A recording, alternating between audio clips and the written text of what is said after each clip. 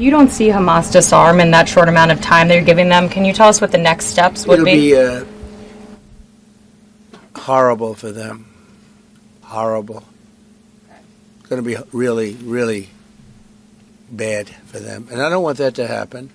But they made an agreement that they were going to disarm. You know, we have many countries, 59 countries that are in agreement. This is a real peace in the Middle East. And Hamas is a small part of it, but it's still a part of it.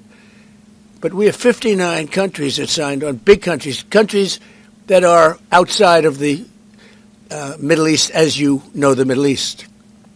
They want to go in and wipe out Hamas. They don't want Israel. They don't need Israel.